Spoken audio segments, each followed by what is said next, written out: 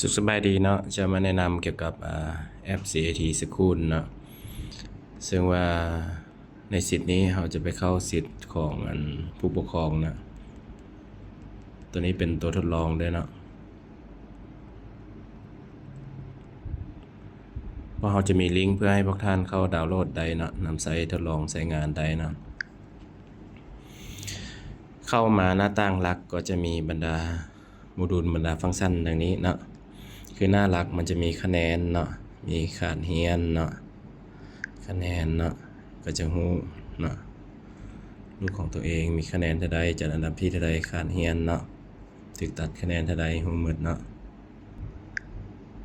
ค่าเรียนเนาะก็สามารถเลือกได้เนาะ2025เนาะในเดือน10ยังมีค้างบ่เนาะถ้าสำหรับบ่มีสำหรับแล้วเนาะจะมีข้อมูลนักเรียนเนาะของผู้ปกครองพวกนี้จะมีลูก4คนเนาะ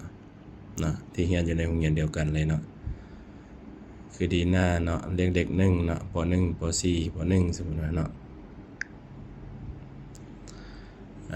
มีฟังก์ชันเอิ้นรับลูกเนาะเอิ้นรับลูกนี่แหละมันในกรณีพวกท่านไปรับลูกเพื่อว่าบ่อยากให้ล่าช้าเวลาเราเอิ้นไปละเวลาเราใกล้จะฮอดโรงเรียนแล้วเราจะเอิ้นไปแล้วครูจะเห็นเนาะครูจะเอิ้นให้เลยเนาะเอิ้นแล้วเนาะสำเร็จแล้ว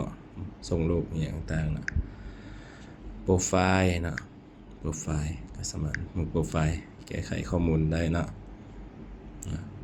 เปลี่ยนภาษานะสามารถเปลี่ยนภาษาได้มีภาษาแล้วก็ออกระบบเนาะตอนนี้เนาะอยู่ในแถบร่มจะมีแถบคะแนนกันเดียวกันเนาะค่าเรียนเนาะ